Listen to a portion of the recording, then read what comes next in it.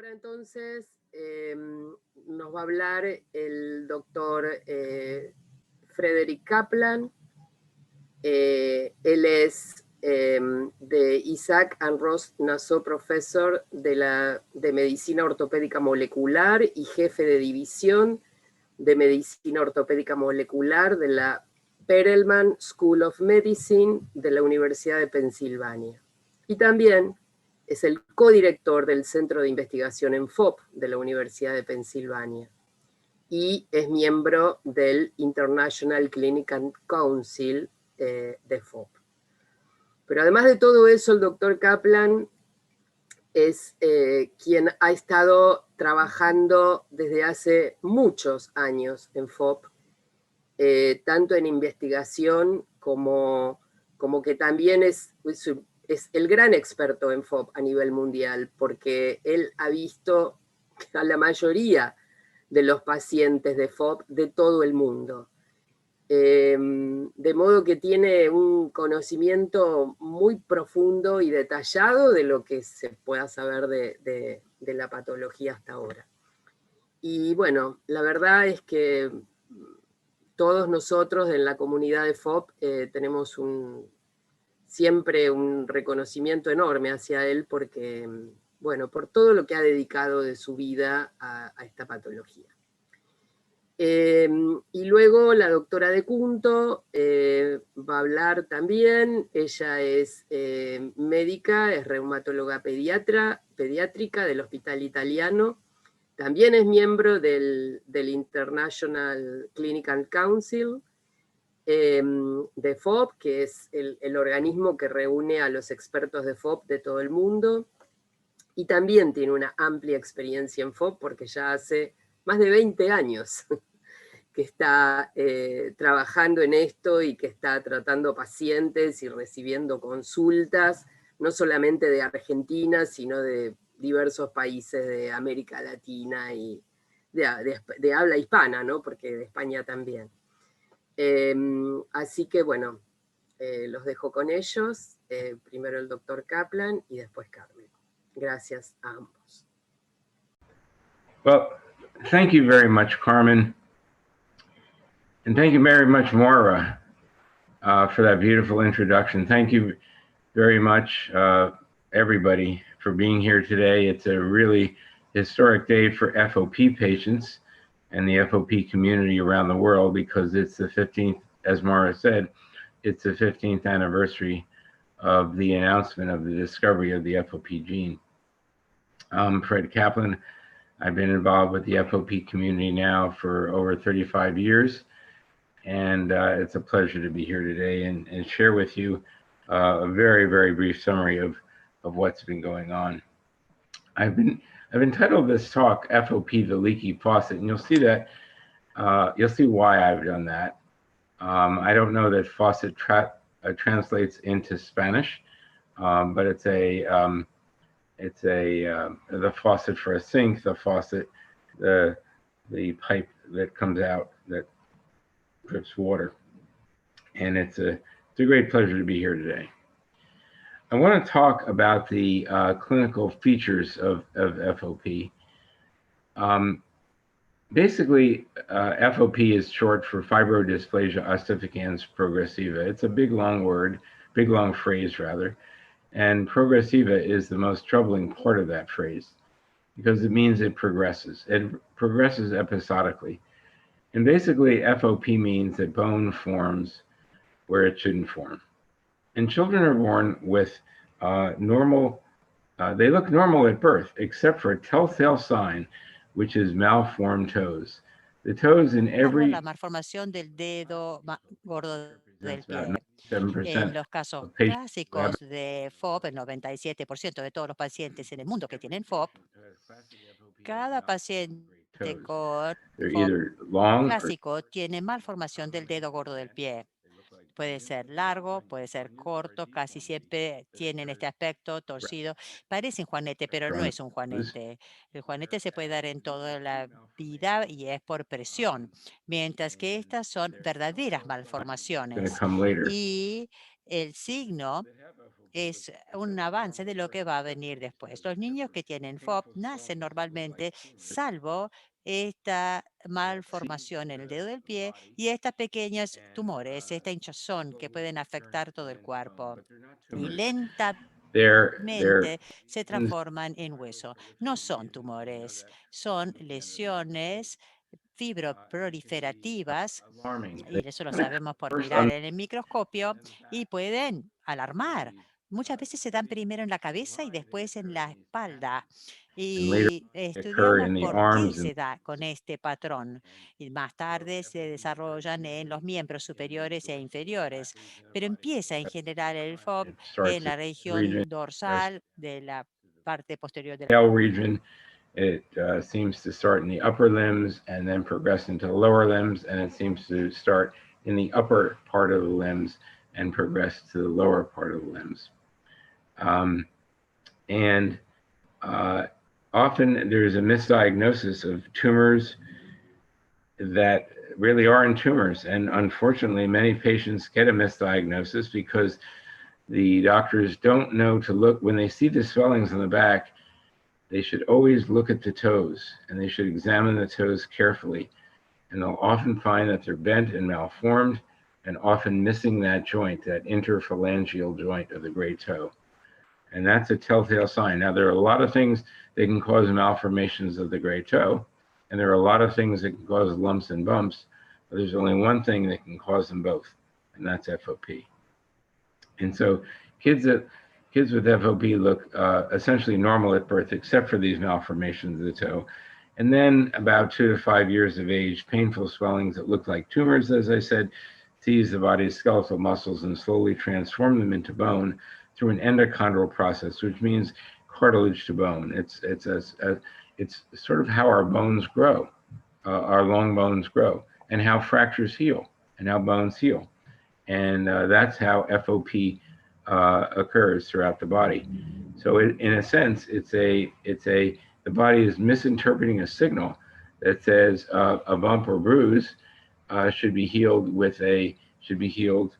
normally, but in FOP it's healed with bone. And here we see on a CAT scan, the three-dimensional reconstruction, we can see the ribbons and sheets and plates of bone that span the body. And very often, trauma, injury, minor bumps and bruises, injections, immunizations into the muscle, injections for dental work will stimulate a new piece of heterotopic bone. And any attempt to remove this heterotopic bone leads to intense flare-ups and bone formation that is permanent. If this bone is attempted, if any attempt is made to remove this heterotopic bone, it will come back with a vengeance.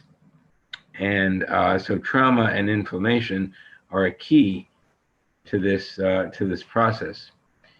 This next slide shows the progression of Harry Islak, who, after he, in his will, donated his skeleton to the Mutter Museum in Philadelphia. And on the right-hand side, you see a skeleton. He died at 40 years of age from pneumonia. Many patients with FOP have a shortened lifespan. The average lifespan for an FOP patient is 56 years of age. And this heterotopic bone compresses the chest wall and leads to congestive heart failure, usually later in life. And we can see here, Harry as a little boy, and then as a progression, as he's become more and more disabled by these ribbons and sheets and plates of heterotopic bone. And our mission with FOP early on is the same as it is now. It's to define the cause of FOP at a molecular, genetic, cellular, tissue, and organ level, and then use that information, to design better treatments and eventually a cure for FOP. And 15 years ago today, the genetic cause of FOP was announced. as Myra said, in the Nature Genetics paper. And to our tremendous surprise, to Dr. Shore's and my and the entire laboratory's tremendous surprise, this is one genetic letter, one misspelled letter in 6 billion in all our genes. Every gene that exists in every cell, one misspelled letter, one component, one letter out of 6 billion is changed. That letter is a G to an A, and that causes the building block of a protein to be changed so that histidine is placed instead of arginine in this protein. And here is the peak. It should be a peak that is all black and should be at this height, and it's about half the size, and that's because half the peak is arginine and half the peak is histidine. And so we each have 2 copies of every gene, one from our mother, one from our father, and in FOP there is just a genetic change in one of those letters in one of the 2 copies of the gene, and that causes FOP. And this was written about 15 years ago today in a paper in Nature Genetics entitled A Recurrent Mutation in the BMP Type 1 Receptor ACVR1, Activin Receptor 1A. It's a receptor for bone morphogenetic proteins, proteins that stimulate bone formation, causes inherited and sporadic Fibrodisplasia Osificante Progresiva. And this was accomplished through 2 different approaches, the discovery of the gene. One was to identify multi-generational families, that is, a family where a mother or father had FOP and pass it on to a child, and they didn't pass it on to other children in that family, and we compared how the gene was passed on, and we determined what chromosome this gene was on, and then we looked at that chromosome, at that area of the chromosomes, and we determined what genes are in that region. There was at least 100 genes in that region, and one of them looked like it might be a bone-forming gene.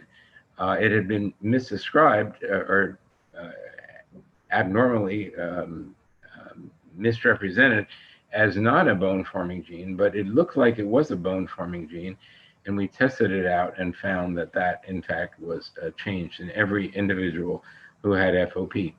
And about a week later, in the journal Science, an editorial was written. It said the bone gene was finally found.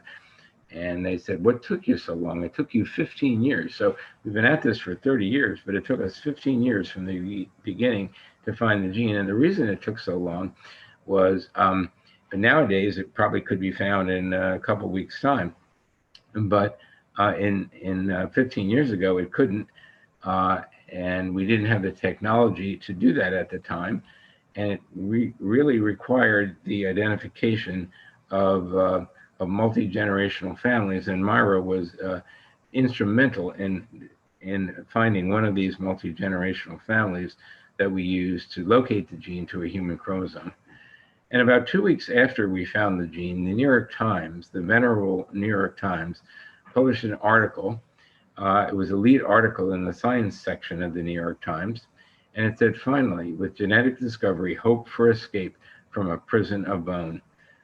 And this title, this announcement, this headlines really represents the anguish and the hope that we had for discovering this gene, and the anguish that goes along with it is that finally, with genetic discovery, there's hope. There's hope for escape from a prison of bone. And on this slide, it shows one of my patients, Hayden Fife, who's from Sausalito, California, near San Francisco. He looks out, his home looks out on Alcatraz Island, where prisoners used to be kept. And he said, Dr. Kaplan, I hope because of this discovery that I can get out of my prison of bone. And that's how the headlines emerged. And the FOP gene discovery, the FOP gene and the discovery of that gene is a powerful target for drug discovery. In fact, it is the bullseye of the target. It is actually the target, and it is a druggable target, meaning that drugs can be made to inhibit that target. And as soon as we discovered the gene, we knew that. between 1989, 1990, when we started our search, there was no interest in of the pharmaceutical and biotech companies in FOP. And around 1995, we discovered that maybe there's something wrong with the bone-forming pathway in this process. In fact, it wasn't the bone-forming pathway. We hypothesized that it was a skeleton-forming pathway, because this is not a problem of bone formation. This is a problem of skeleton formation. Too much skeleton is formed in places where skeleton shouldn't form.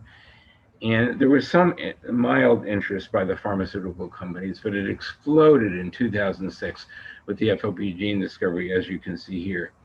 And now there are 36 companies that have expressed interest in FOP, and 16 that are developing drugs for FOP, and several that are in clinical trials, more to come, and I'll talk about those a little later.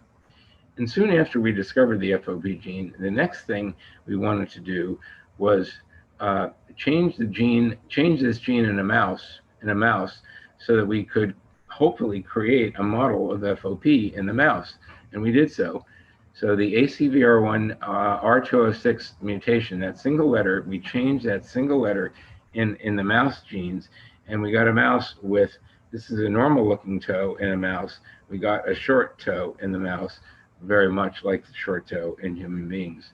And we found that the mouse had all the skeletal features of FOP, not only the malformed toe, but also the fusions of other bones that we have come to discover, the neck bones, for instance. So this is not a fusion from heterotopic bone. This is a fusion because the joints don't form properly. In fact, the joints don't form properly where the ribs join the spine, and that's responsible for the lot of curvature of the spine that we see in the young children, independently of the bone formation. And we also see these osteochondromas, which are large growths that occur on the bone, from the bone. And again, this is not extra bone that forms in the muscles and the tendons and the ligaments. This is bone that forms on the normal skeleton. And we found that these were the case in human beings, and in fact, these were the case in our animal models. And lo and behold, when we injected the mice, we caused inflammation. We injected the mouse with an inflammatory substance that caused inflammation, that in a normal mouse would just cause an inflammation and it would heal and go away.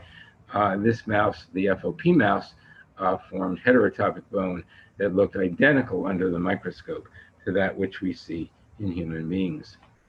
And so we knew that ACVR1, activin receptor 1A, also known as ALK2, activin-like kinase 2, it's a technical name, that this was responsible for the great toe malformations, for the ectopic bone formation that fuses the joints, crosses the joints, and render movement impossible.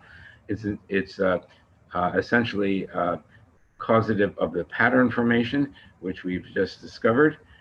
We've just discovered one of the causes of that, which I'll talk about later, and the endochondral ossification, the pattern of bone that forms via cartilage, much like our normal bones do when they grow and when they heal. And so now I'd like to talk about the faucets. Imagine that the ACVR1 factory, or the activin receptor 1A factory, it's one of the 30,000 proteins that's made by these 6 billion pieces of information in every cell in our body.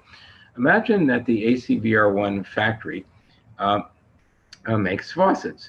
And this is a faucet that tells the cell what to do. When it's on, it causes a bone formation. When it's off, it doesn't cause bone formation. And in FOP, as I said, there's a normal faucet in every cell, but there's an abnormal faucet as well. And so the gene, one of the two copies of the gene that makes the abnormal faucet, it's entitled here FOP. And it's shown here in a schematic diagram. So normally you would imagine the bone morphogenetic proteins turn on this ACVR1 faucet and cause water to come out. The water is a metaphor for the signal that forms bone. The technical name is pSMAD, phosphorylated SMAD protein 1 or 5. And this is sort of a molecular relay race that tells the body to form bone and tells the cells to form bone. And so it should be off when it's off, and when we want to form bone, it turns on. And in FOP, this faucet is damaged in a way that causes the faucet not to be totally turned off, but drip, drip, drip. And it drips, drips, drips. And then when it's turned on by the bone morphogenetic proteins, it sort of explodes with water. And again, the water is the signal for forming abnormal bone. And it's sort of like the FOP faucet is sort of like this. It drips, drips, drips. You can imagine turning it off, but still a signal comes out that says abnormal bone formation. And when you turn it on, it sort of explodes with water all over the place. And from a technical standpoint, we and others have done the experiments and found that this receptor, this ACVR1 receptor, when it is damaged by this one genetic letter, it causes a leaky faucet, and it causes BMP dependence. That is, when you turn on the faucet, it sort of explodes with water. And this is a molecular diagram of that part of the protein that's damaged. So this is a sort of a stick figure. This shows the normal area of the protein between codon 202 and 206. And 206 is damaged in FOP. This is a normal copy of the gene. Now imagine this is part of the faucet. This is sort of a scaled down microscopic look, ultra microscopic look at that faucet. And imagine that a washer fits in this faucet and prevents it from being turned on.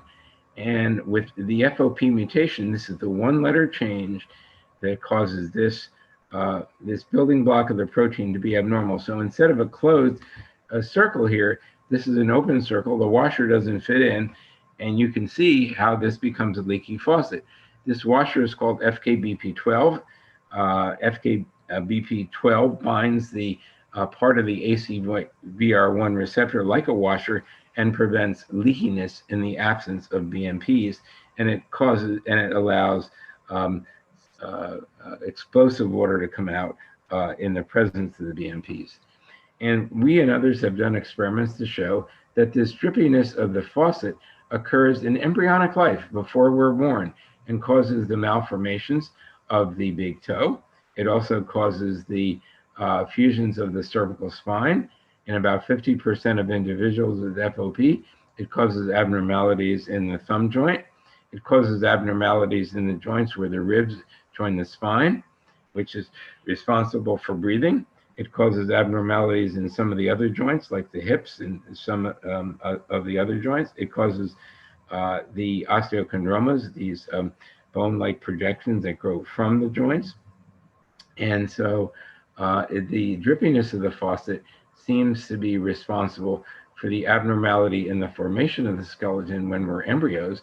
And it's kind of interesting that these joints wear out, and some of them fuse, and some of them that don't fuse actually wear out sooner than normal joints. So it may be possible that if someday we're able to stop the extra bone formation, it will be interesting to see if FOP becomes a matter of becomes a rheumatologic disorder, that is, becomes more of an arthritis disorder. And it will be very interesting to see whether the medications that stop the extra bone formation also inhibit the degeneration of the joints that are formed during embryonic life. And it appears that the bone morphogenetic proteins that turn this faucet on cause this extra explosive bone formation. Now, the scientists from Regeneron Corporation found in 2015 rather, that activin A, which doesn't act to form bone normally, they found out that this actually turns off the faucet. We didn't know that because when the faucet's off, it's off. But it turns out that activin A turns that faucet off. And they found out the old school was that BMPs turn the faucet on, But the new school is that BMPs turn the faucet on, but activin A turns the normal faucet off. So in all of us, activin A works to keep that faucet off. We didn't even know that activin A was a player until it was discovered by these scientists. They discovered something very interesting. So the old school that I showed you, the old school of thought, says that this faucet was drippy during embryogenesis, and it is, and that the BMPs turn the faucet on. But what the scientists from Regeneron found was extraordinary. They found that not only the BMPs turn the faucet on, but activin A, which normally turns the faucet off, actually acts with the bone morphogenetic protein to turn the faucet on. Now, what does activin A do? We don't really know. Activin A acts as a sort of a brake on this. But what does activin A do normally? It turns that faucet off. So one might imagine that when one breaks a bone, why doesn't the muscle turn to bone? Well, maybe activin A turns that normal faucet off so that the bone heals, but the muscle around it doesn't turn to bone. That's just a hypothesis. But anyway, they found that activin A works in concert with the bone morphogenetic proteins to turn this faucet on. In fact, they did, Dr. Goldhamer and Dr. Leah Shepard did a really extraordinary experiment. They found that activin A inhibits the bone-forming pathway signaling via wild-type ACVR1, and they showed this in an animal model. They took the FOP mouse, it has one normal and one abnormal copy of the faucet, and they showed that when that mouse muscle was injured, it formed bone. The green here represents the bone formation. And they found out, and they did an experiment where they removed the normal copy of the faucet. So then they removed the normal copy of the faucet, and they got even more bone formation. That says that the normal copy of the faucet actually does stop the bone formation. And so maybe putting more normal faucets in, putting them into the cells that actually form bone might help treat the extra bone formation, or stopping activin A might inhibit the bone formation. And they did an experiment where they implanted activin A with a sponge in the mouse. This is the mouse leg. And they found, in the FOP mouse, they found that there was bone. In the non-FOP mouse, activin A doesn't do anything. In fact, that's why for many, many years, no one thought that activin A did anything, because there wasn't an FOP mouse, and normally activin A doesn't work. Well, actually, activin A does work. It works to turn off that faucet, but we don't know that it actually works to do that unless something's damaged, and that's FOP. And so, in summary, activin A turns off the faucet normally, but it works with the bone-forming proteins to turn the faucet on. And they did an experiment. When I say they, the scientists from Regeneron, they developed an antibody to activin A, and they found that when, this is the control FOP mouse, this is the FOP mouse treated with activin A. In the control FOP mouse, when they injured the muscle, they form bone, but when they treated that with an antibody that negates, that absorbs and negates the activity of activin A, prevents it from binding to turning on that faucet, prohibits the extra bone formation. These little dots here are just the animal's feed in the food in the GI tract, but the yellow here represents where the bone forms. So the activin A antibody prevents the bone formation. And this finding led to a clinical trial. So the BMP gene discovery led to an FOP mouse that could be used to test the concepts of drug development, the different drugs. And this mouse and the iterations of this mouse were used to test this antibody, which is called garetosmab. It's an inhibitor of activin A. And in a phase 2 clinical trial, it reduced the formation of heterotopic bone and soft tissues in patients with FOP quite dramatically, about 90%. And here we show that garetosmab resulted in a substantial decrease in the number of new heterotopic lesions at week 28. individuals. So this is folks who control individuals who did not receive the antibody. This is folks who received the antibody, and this is by PET scan, and this is by CT scan. I think the takeaway message is that this antibody dramatically decreases bone formation, and fewer patients receiving this drug develop new heterotopic lesions. Currently, we're evaluating the 12-month data where everybody got the antibody during the second stage of the trial. So in the first stage, half the patients got the garetosmab, half the patients got a placebo, and there was about a 90% reduction in bone. And again, this shows the results in the first part of the trial, that fewer patients receiving garetosmab developed new heterotopic lesions, and garetosmab reduced the number of flare-ups by about 50 to 75%, as you can see here. 50% by the patient diary, and almost 75% by the patient, by the physician's diagnosis. So again, going back to the scheme, the broken faucet is this one single letter that causes the leakiness of the faucet and causes substantial flooding of the faucet when BMPs and activin A turn it on. And when we use an antibody against activin A, we block the activin A and we block the BMPs from turning on this faucet, and there's less heterotopic bone formation. So this is quite dramatic. However, this trial is currently paused. In the second phase of the trial, there have been 5 deaths that are reported. They're not all thought to be due to garetosmab. In fact, it may just be coincidental. But this is being looked at very, very carefully by the investigators and by the regulators. And currently, the trial is paused. So the drug looks like it's extremely effective in stopping new bone formation. It's given intravenously, but there is a safety concern right now, and the trial is paused right now.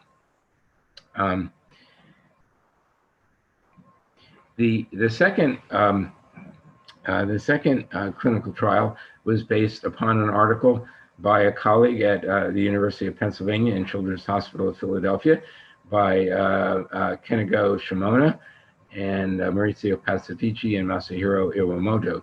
And they found that potent inhibition of heterotopic ossification was caused by a nuclear retinoic acid receptor gamma agonist. And that's a mouthful. Well, basically what this says is that what this slide shows is that here is muscle, and there's inflammation, and there's muscle destruction, and there's some cell that actually forms bone in the muscle, in the tendons and the ligaments and the body's connective tissue.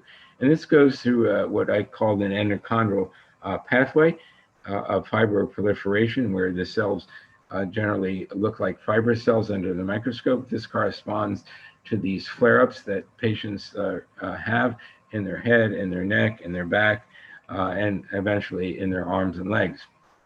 But this doesn't form bone directly. So muscle doesn't turn into bone, but muscle gets inflamed, and this is a degenerative process, and this is a formative process.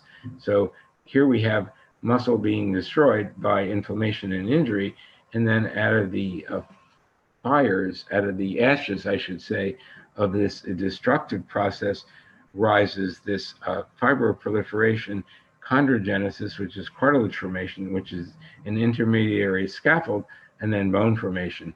And this is what we call endochondral bone formation. This is how our bones form. And this retinoic acid receptor gamma agonist, called palovarotene, stops the transformation of fibroproliferation to cartilage. Now, if you can't build a scaffold, you can't build a building. We know that you can't build a skyscraper without a scaffold. And so, so no scaffold, no skyscraper, no chondrogenesis, no bone. And in experiments in FOP mice, in various FOP mouse models, they showed a dose response curve that various doses of the medication seem to reduce the bone formation. This This is a mutation that's one letter away from the actual FOP mutation in humans, but causes a more severe manifestation in the mice. And again, the palovarotene here, the retinoic acid receptor gamma agonist, inhibits the scaffold formation, inhibits the bone formation, and used in the FOP mice directly that have the same exact mutation that humans do, there's less bone formation. There's still some bone formation, but it's less. And this also led to a clinical trial, palovarotene for FOP, data from the phase 3 MOVE trial, which is called it was called the MOVE trial. As an acronym for moving the joints. But they found in this trial, that compared to patients who didn't receive medication in a natural history study, this is not a placebo-controlled trial, but patients who did not receive the palovarotene in a natural history study, that there was a certain amount of bone, and it was decreased by 60 to 70% in the MOVE trial. So it looked like palovarotene definitely decreases the amount of heterotopic bone. It doesn't decrease the flare-ups. It doesn't decrease the inflammation, but it acts like an umbrella to stop this gushiness from the faucet from reaching the cells to, say, form more bone. Still some bone forms, doesn't block the process completely, but it still blocks the process. Again, not upstream like the activin A, but it inhibits it downstream like an umbrella to stop the chondrogenesis. So we've known for years that a normal faucet doesn't become an FOP faucet, but a normal faucet by the FOP, with the FOP gene mutation. The FOP gene mutation doesn't cause a normal faucet to become an explosive faucet. This doesn't happen. The FOP gene causes a normal faucet to become a leaky faucet, but what causes it to explode? What causes activin A and the bone morphogenetic proteins to turn this faucet on? And a lot of experiments were done by us and others to show that inflammation, bruising, bumps, bruises, shots into the muscle, and normally our innate immune system, which is active all the time, that protects us from germs and also helps heal small injuries. But this is a branch of the immune system that's active all the time. And it turns out that inflammation and hypoxia, low oxygen to the cells, low oxygen content to the cells, actually acts as an amplifier and accelerator that causes BMPs and activin A to turn this faucet on. And there are many experiments now that, many clinical trials, I should say, that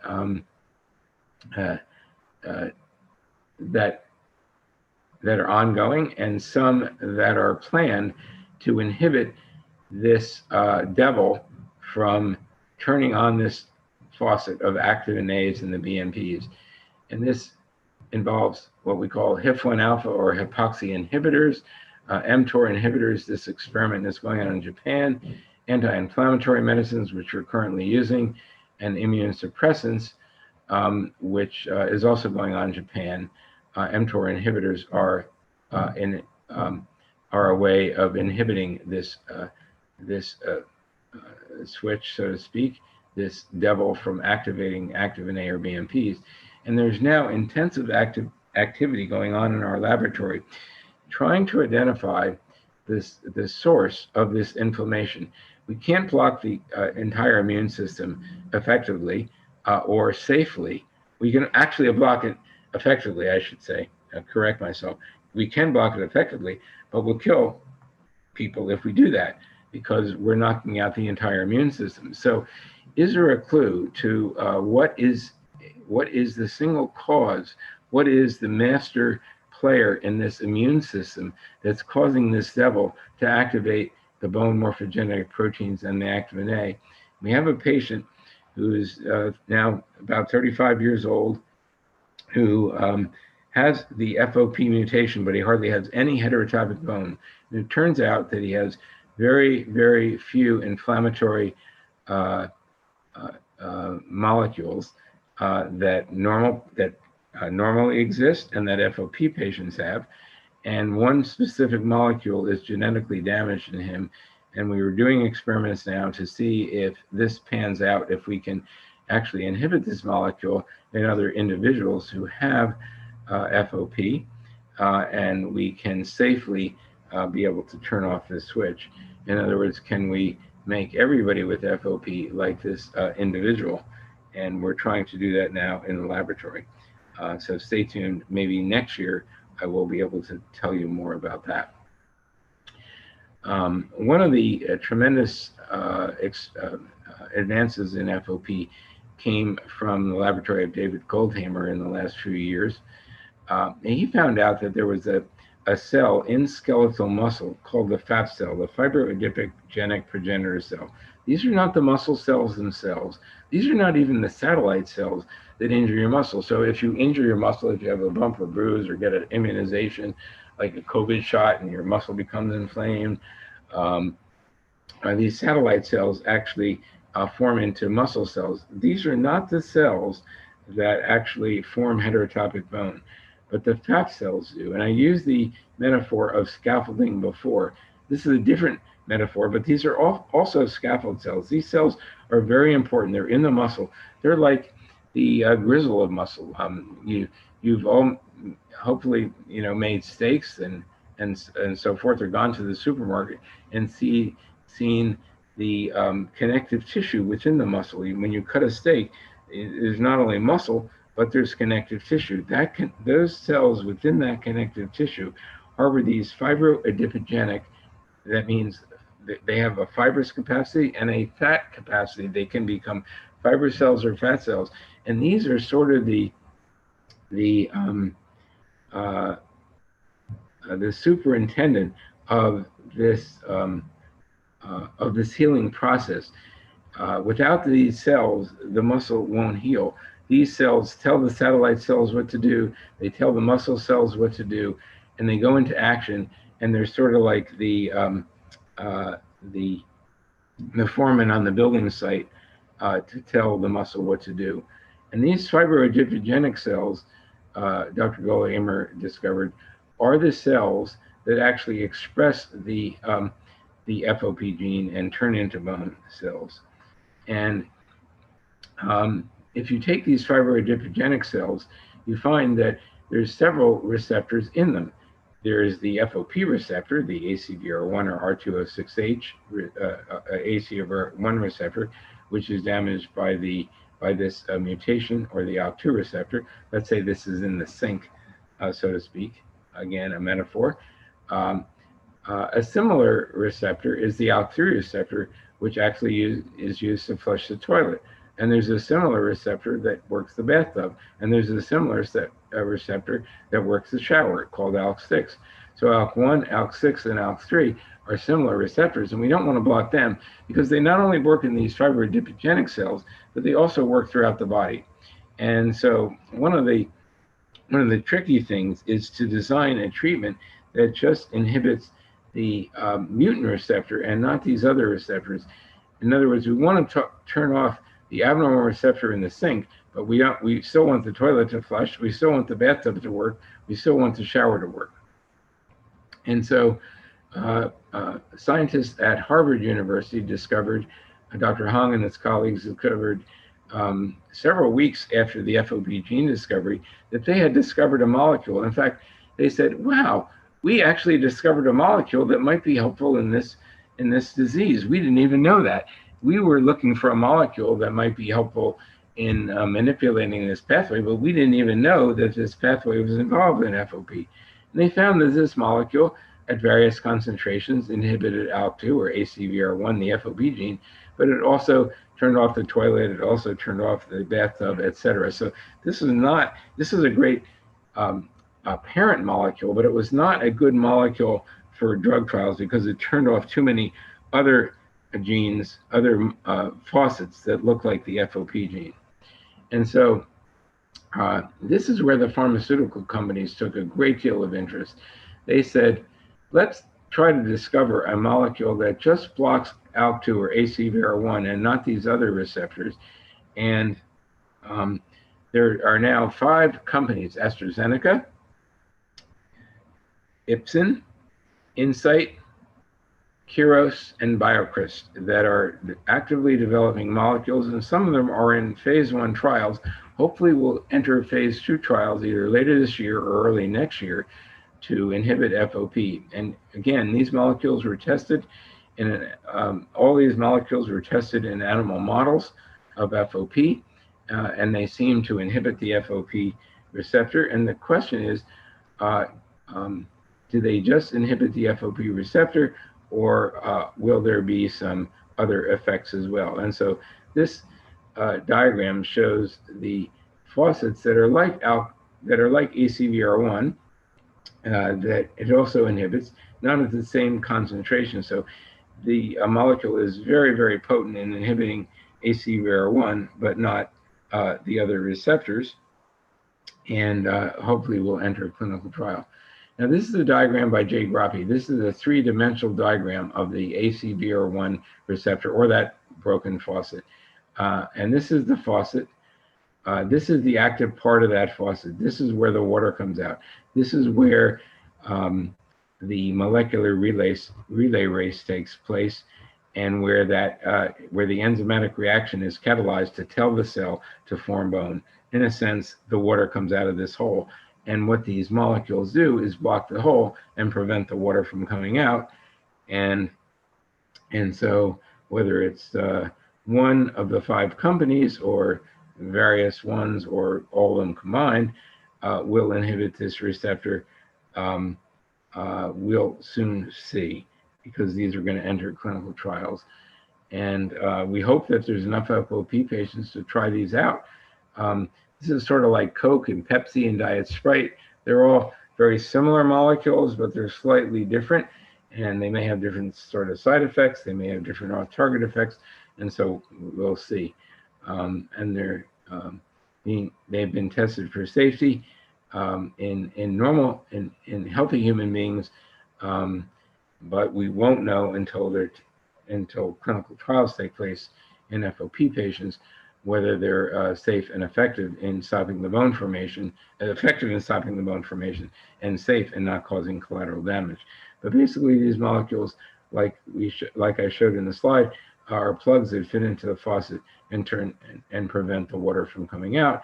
And hopefully, this will also prevent the heterotopic bone. This is perhaps more beneficial than an antibody to activin A, because these are small molecules. These can be given as pills orally, not as intravenous therapies, and can hopefully block this faucet in a safe manner, and we'll soon see. Now, I mentioned that about 97% of the FOP patients have a single mutation in this faucet. This represents the faucet, sort of in a linear diagram, and this is the broken part of the faucet in 97% of individuals. But in 3% of individuals with FOP, we see various mutations scattered throughout this gene. So everybody with FOP, everybody with heterotopic bone formation and FOP has mutations in this gene, and but some of them are scattered throughout the gene.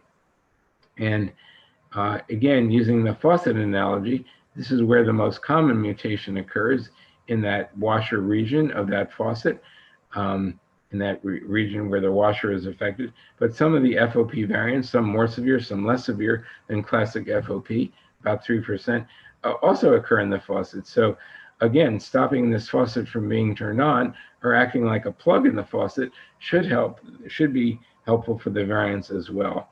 And again, many of these will be tried in clinical trials in classic FOP patients first, and later in variants. But we think that the variants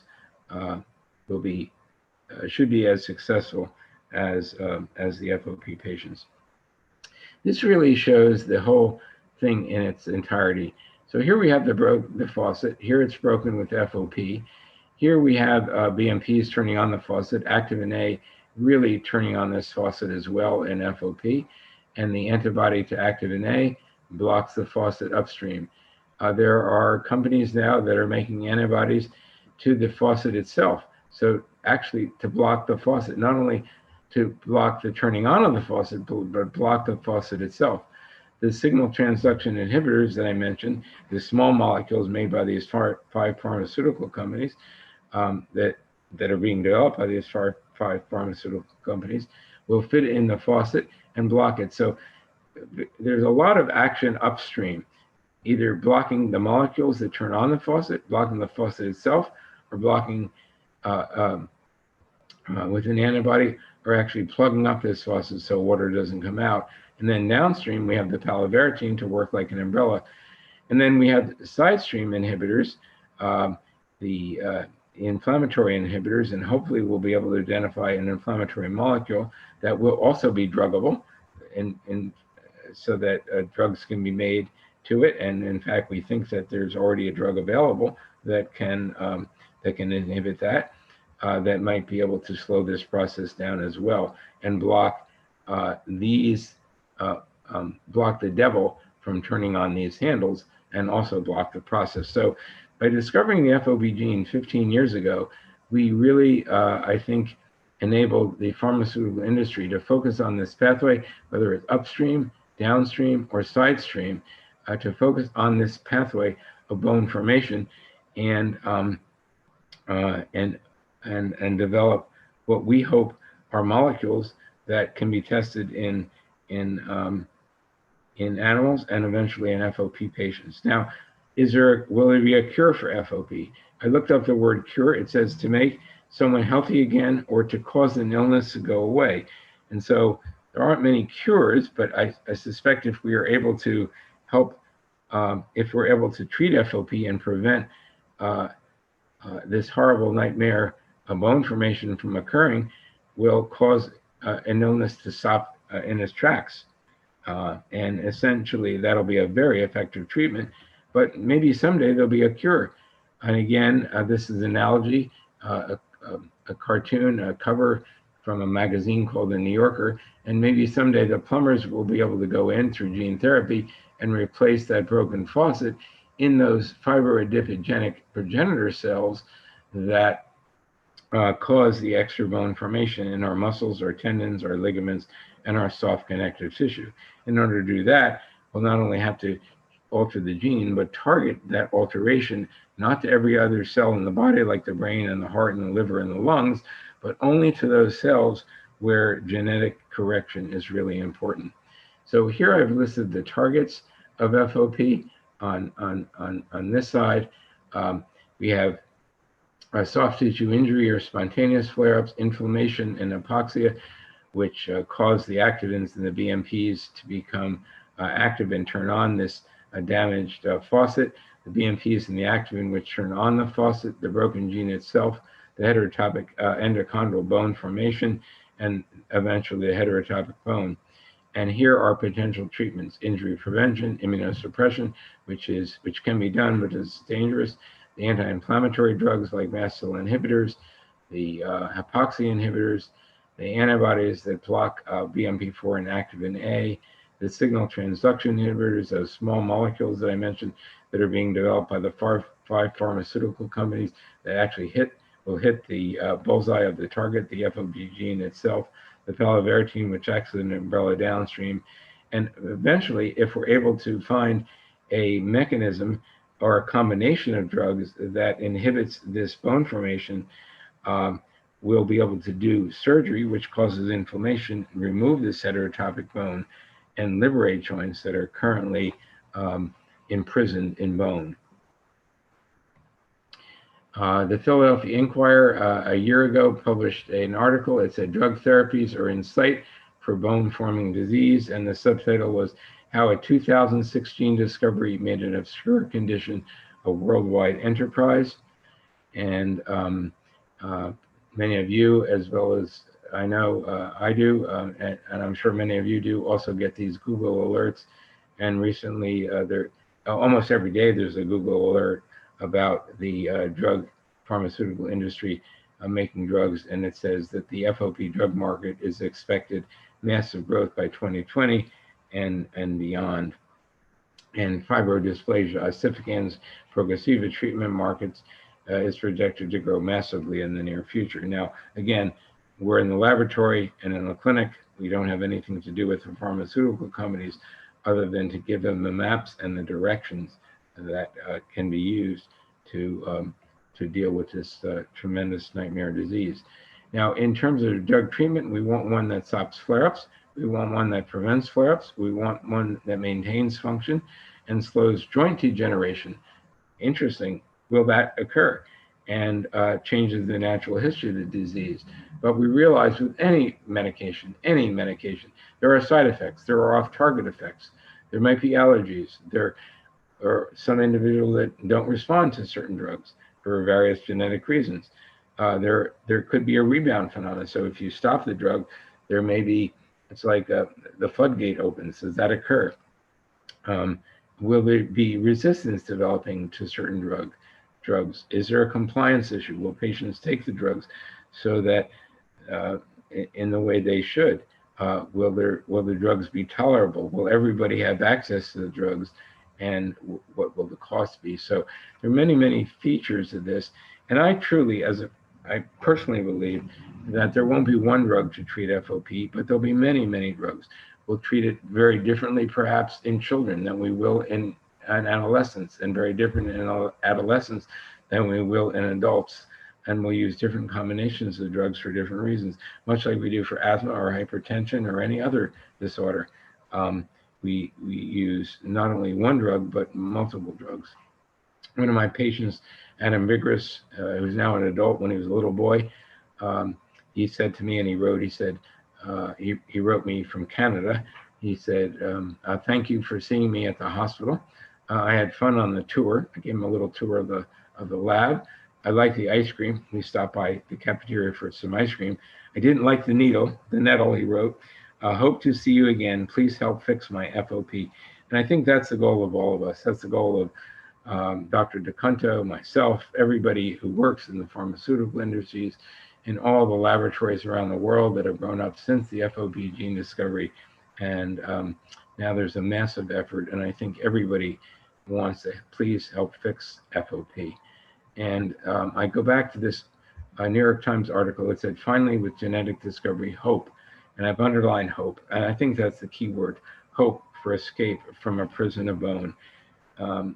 I think with this gene discovery, what we've done over the past 15 years, and we've helped refine it, and others around the world have helped refine it, is a map for how are we going to treat this disease.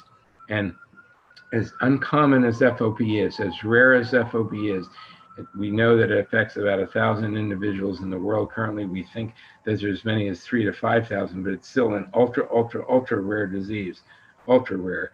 But there are many common conditions that affect thousands, maybe hundreds of thousands of individuals where they form extra bone. Individuals who have injuries, sports injuries, athletic injuries, individuals who have injuries to their brain or central nervous system or spinal cords, strokes, or soldiers that are coming back from Iraq and Afghanistan with injuries have a formation of heterotopic bone.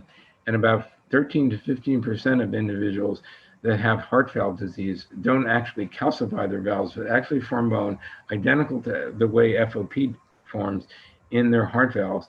And about 15% of people that have hardening of the arteries actually form bone in their arteries identical to the way FOP bone forms. And that involves hundreds of millions of individuals. So clues to the closet of FOP may be clues to the kingdom of bone formation in general. And Ian Calley, one of my patients, is a young man who is a businessman. His family supports a lot of what we do in the laboratory. He said, Fred, when you discovered the gene, I went from hopeless to hopeful. And one of my patients, Jacques Gamboa from Puebla, Mexico, who's now a physician himself. He has FOP. He's a physician. He said, we need hope. and if we have hope, we'll be okay. It shows him when he was a little boy, when he came to visit us.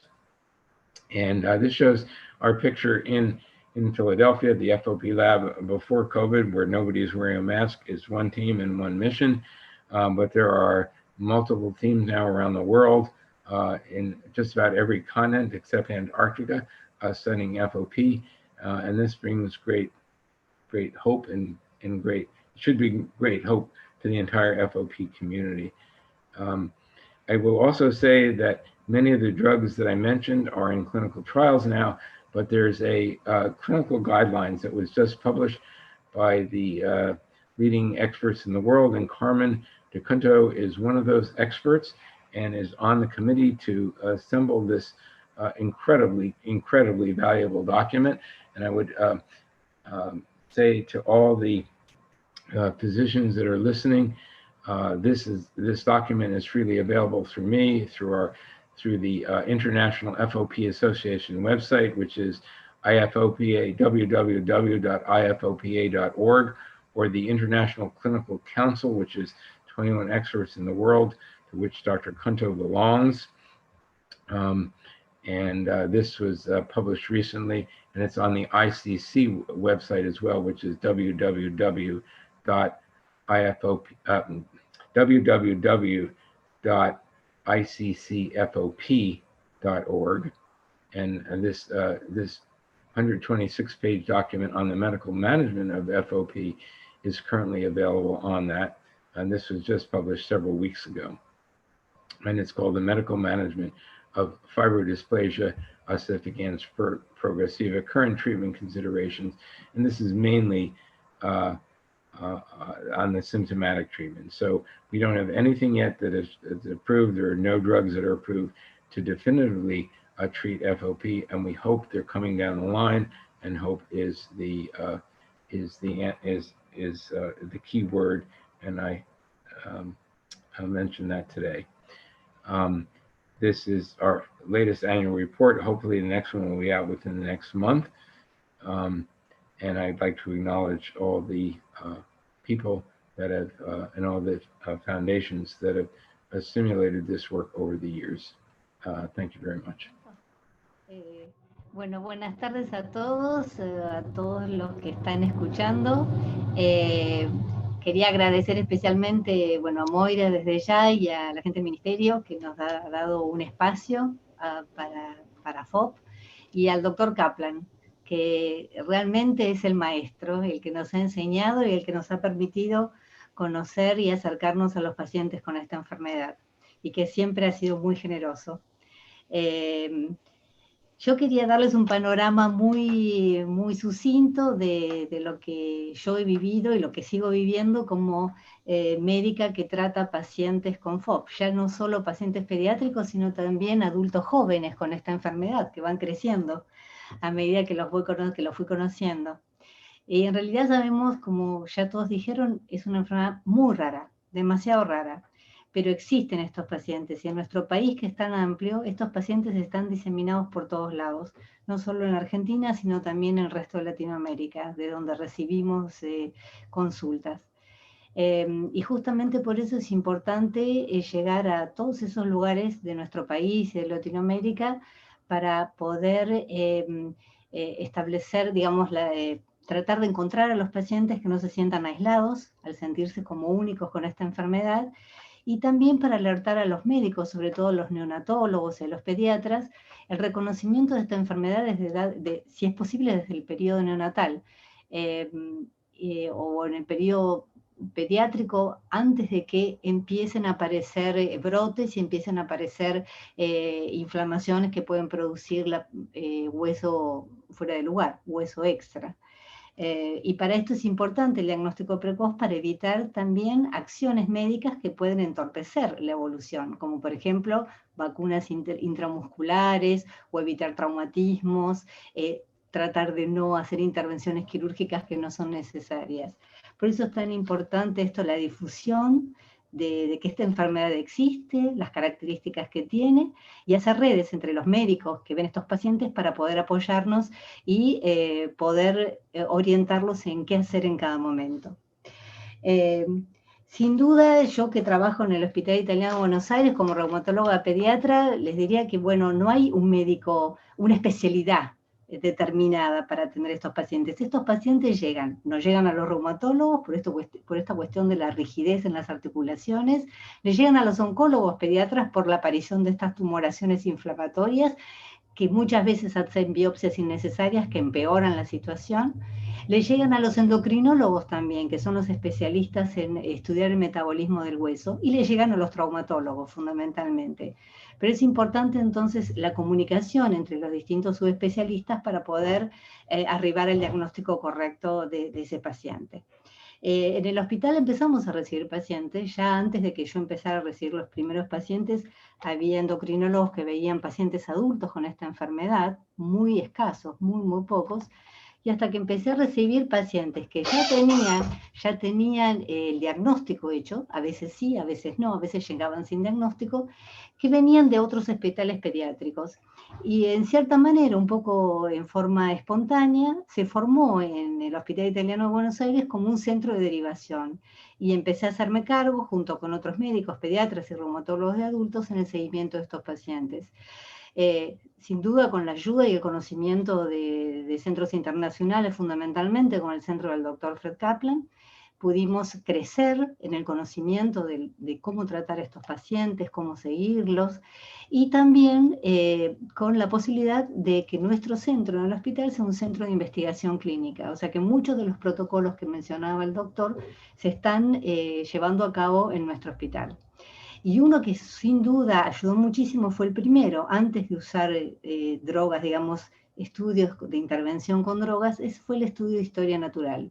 Y nosotros participamos con 20 pacientes del total de 114 que hubo. Estos 20 pacientes no solo de Argentina, sino también de Chile, de Paraguay, de Brasil y de Ecuador. Y esto nos ayudó a conocer más cómo es la evolución de esta enfermedad y dio la posibilidad también de reconocer cuáles eran las formas de evaluar la evolución de la enfermedad para las otras pruebas o estudios o ensayos clínicos que venían después con drogas. En realidad, un poco quería mencionarles esto, a vuelo de pájaro, que esto tenemos que seguir creciendo, sabemos que hay más pacientes, que los pacientes muchas veces, a veces no tienen el diagnóstico o tienen diagnósticos erróneos, o a veces tienen el diagnóstico y se sienten muy aislados y no saben con quién conectarse. Por eso es lo importante de hacer una red de conexión entre familias, pacientes y profesionales que atienden para apoyarnos en el seguimiento de estos pacientes, esperando, como decía el doctor, que prontamente tengamos otras alternativas para evitar la progresión de la osificación que produce la fibrodisplasia osificante progresiva. Muchas gracias.